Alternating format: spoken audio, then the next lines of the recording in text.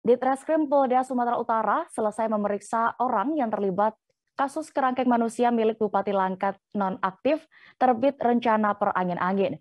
Polisi pun telah menetapkan 8 tersangka penganiayaan penghuni di kerangkeng tersebut. Namun 8 tersangka penganiayaan hingga tewas itu tidak ditahan. Laporan lengkapnya akan disampaikan jurnalis Tribun Medan. Saat ini kami sudah terhubung dengan rekan Freddy di sana. Silakan dengan laporan Anda. Iya baik, Dea dan juga pemirsa. Jadi Direktorat Reserse Kriminal Umum Polda Sumut itu tidak menahan 8 tersangka terduga pelaku penganiayaan tahanan yang berada di kerangkeng milik Terbit Rencana Perangin-Angin. Jadi Terbit Rencana ini adalah merupakan Bupati Langkat nonaktif yang saat ini sudah ditahan oleh KPK karena kasus korupsi begitu. Jadi ada 3 orang korban tewas di kerangkeng milik Bupati Langkat itu.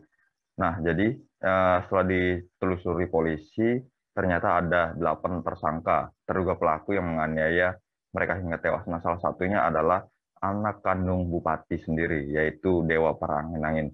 Meski telah ditetapkan sebagai tersangka, dan kemarin diperiksa pada hari Jumat hingga Sabtu hampir 24 jam mereka diperiksa, namun mereka tidak ditahan oleh Polda Sumut. Nah, polisi beralasan bahwa mereka ini tidak ditahan karena alasannya adalah mereka kooperatif begitu.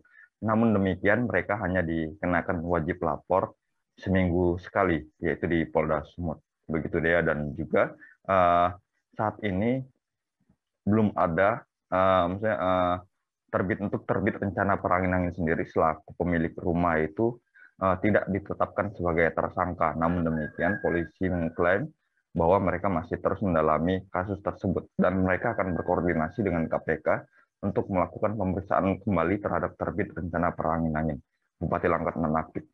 Tak hanya itu, Polda Sumut juga nanti akan memeriksa adik kandung Terbit Rencana Perangin-Angin yang tak lain merupakan Sribana Perangin-Angin yang saat ini merupakan Ketua DPRD Kabupaten Langkat.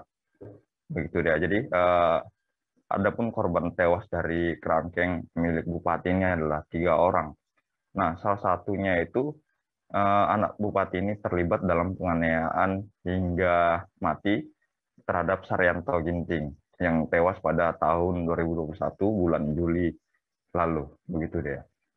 Baik, Tribuners, terkait kasus ini juga rekan jurnalis kami sudah melakukan wawancara bersama Kombes Tatan Dirsan Atmaja selaku Direktur Reserse Kriminal Umum Polda Sumut. Berikut keterangan lengkapnya. Ya, jadi terima kasih rekan. Kemarin kita sudah melakukan pemeriksaan secara maraton. Ada 8 tersangka yang kita ambil keterangan. Kemudian tadi pagi sekitar pukul 7 selesai karena ada beberapa tersangka yang harus kita periksa berkaitan dengan kasus TPPO, termasuk ada penganiayaan di dalam aktivitas dalam kerangkeng tersebut. Jadi ada 8 tersangka yang sudah kita ambil keterangan tadi malam. Yang pertama inisial PS, ya. Inisial PS ini dia sebagai kalapas dan mengawasi terhadap kerangkeng yang ada di seputaran sekitar rumah Bupati nonaktif Saudara PRP. Kemudian inisial JS itu sama. Inisial JS ini menggantikan salah satu kepala kerangkeng atau kepala yang menjaga di kerangkeng tersebut, perannya sama, ya. Kemudian inisial SP, kemudian inisial HS, inisial IS, kemudian inisial RG, kemudian inisial DP, dan inisial HG. Tadi malam kita sudah ambil keterangan ke-8 tersangka, kemudian ada beberapa tersangka yang kita ambil keterangan, baik itu perkara TPPU-nya, ya, kemudian termasuk ada penganiayaan terhadap aktivitas dalam kerangkeng tersebut. Apakah akan dilakukan penahanan mulai hari ini, Pak? Penyidik mempertimbangkan untuk tidak melakukan penahanan. Alasannya, Pak? Alasan yang pertama, pada saat pemanggilan ke 8 tersangka untuk kita lakukan interogasi awal bersama penasihat hukumnya, mereka kooperatif. Itu yang pertama. Yang kedua, pada saat kita lakukan pemeriksaan sebagai saksi, ke-8 tersangka tersebut hadir. Dan kemarin rekan-rekan juga menyaksikan ke-8 tersangka tersebut hadir pada saat kita panggil di tanggal 25 kemarin. Itu yang pertama. Yang kedua, rekan-rekan, ini penyidik masih melakukan pendalaman lainnya.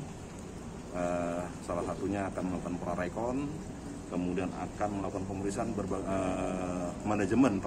Jadi rekan-rekan media, penyidik tetap akan melakukan proses penyelidikan, pemeriksaan, menemukan, mencari fakta-fakta. Siapa saja yang terlibat pasti akan kami tindak lanjuti. Terima kasih sudah nonton. Jangan lupa like, subscribe, dan share ya.